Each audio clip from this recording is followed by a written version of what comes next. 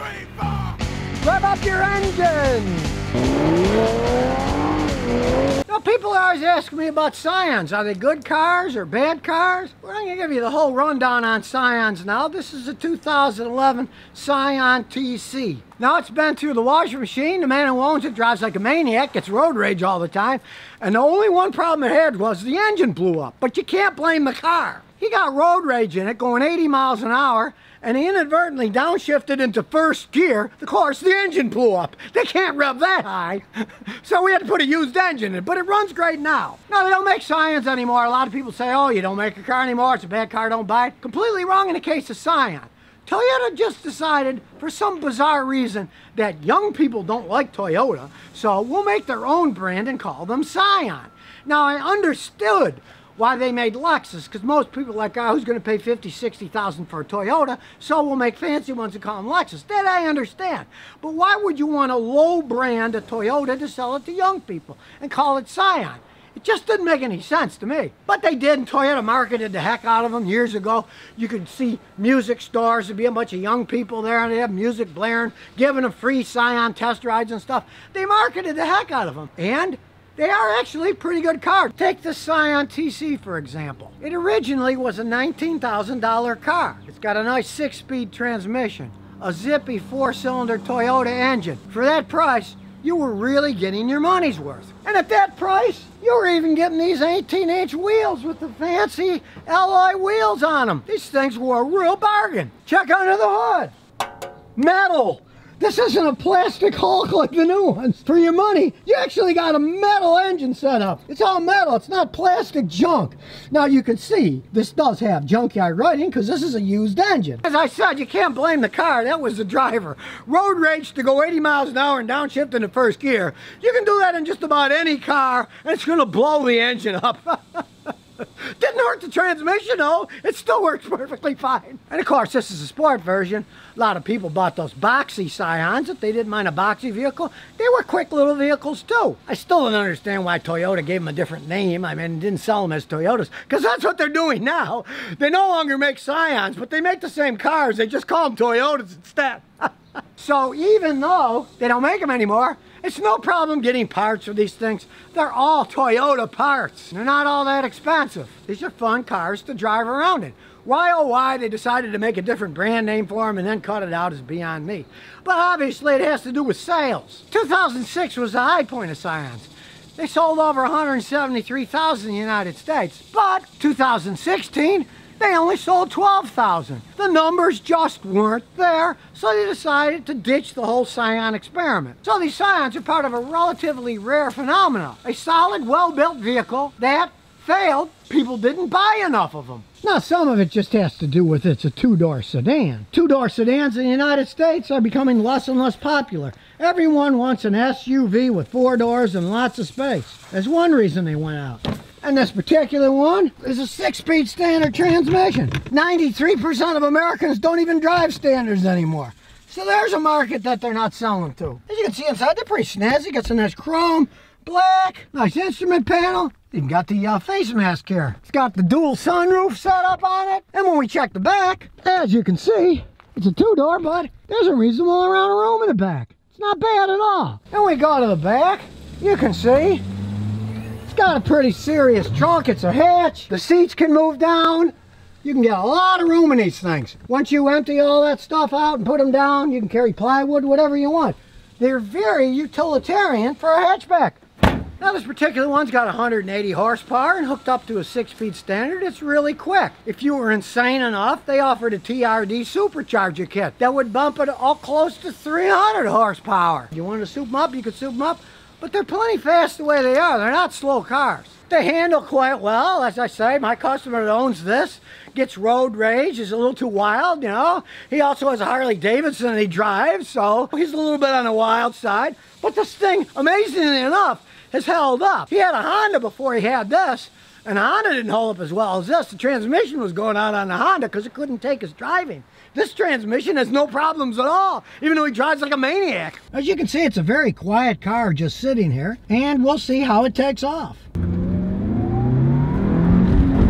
It's got some power to it. You can feel the bumps, but it's a sports car. This is a luxury limousine. It's made to handle, and those big 18-inch wheels hold the road well, but they're not made for a smooth ride. And as usual, ice cold air conditioning, even though it's old. So as you can see, it's actually a pretty high performance little car. If you ask me, they pretty much made a perfect little coupe. And for 19,000 bucks, that isn't much scratch. Take a Honda Civic Type R, great little race car. Hey, you're gonna pay 40-something grand for those things.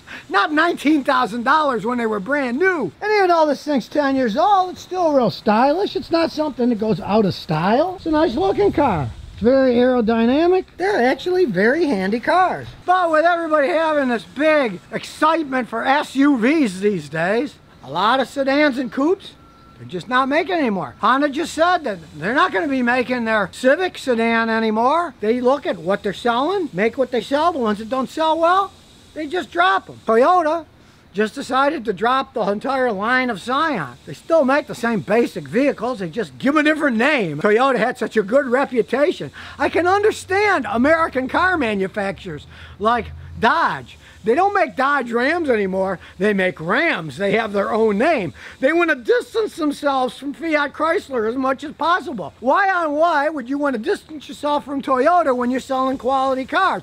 Especially to young people. They knew Toyotas were good. They grew up with that. Why would you make something else? I don't know. Somebody had a little brain fart going on there. And I guess if you look at it, Toyota's never really been a sports car company. They make money selling regular cars, and with their Lexus division, luxury cars and SUVs to people. They were never a real sports car company. Look at their Supras now. They're just rebadged BMWs. Their other sports cars, they're just rebadged Subarus made by Subaru. That's not in their business. And I guess they just decided, they don't really need to make this little Scion sports car anymore. But they're great cars. If you can find a good used one and get a good price on one, hey, that could be a killer of a deal. And this one is a 6-speed standard, and since 90-something% of Americans drive automatics, there's absolutely nothing wrong with the automatics. They are extremely dependable transmissions that they put in the automatic Scions. I have customers who have 350,000 miles with the original automatic transmission in a Scion, and they still shift perfectly fine. And the only thing they did was change the fluid every 50-60,000 miles. They are low maintenance cars, just like Toyotas. And as I said, even if you're gonna buy a used one and they don't make them anymore, there's no problem getting parts for them. It's not like you're buying a Yugo and you can't get parts for it. You know, it's a Toyota. Plenty of parts are interchangeable. And there's such an aftermarket too for them. You can go to places like AutoZone, get brake pads. That's what I'm doing now, putting brake pads on. Where did they come from? AutoZone.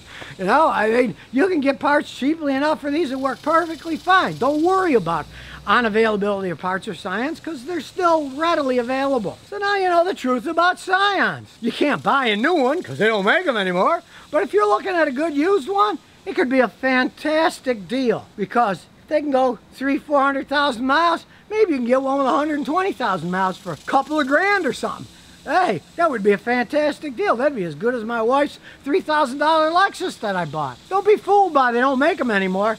Didn't mean they were bad cars. It just meant they were marketed wrong. And here's some bonus questions and answers. 6LS37 says, Scotty, do you have any hands-on experience with the Nissan Leaf electric car? Thank you. Yeah, I got customers with them. And they're pretty happy with the cars. You want a lower-priced electric car that has a limited range, go ahead and get one. Now, they do have a pretty limited range. You're not going to be driving cross country in those things. They got a smaller battery, they're a smaller car. If you want to get one, go to Nissan and road test it. See, are you happy with how it rides? And if you are, check the range. And if you're happy with the range, go ahead. If you're the type of guy that drives all the time on a highway, you probably want to get one. I had a customer with an older one, and the furthest they ever went was Galveston, which is only 55 miles away. And they said, we got there, and then we had to recharge it for 8 hours while we were at the beach, and then we came back. Well, most people don't want to sit and let something charge for 8 hours, have to find a charger for a little car. The newer ones go further, of course, as time goes on, they go further. But if you want an electric car, they're not bad electric cars. They're a lot better than the Nissan gasoline engines and transmissions. They're not bad technology, but they do have a relatively limited range. You might not like that. So if you never want to miss another one of my new car repair videos, Remember to ring that bell.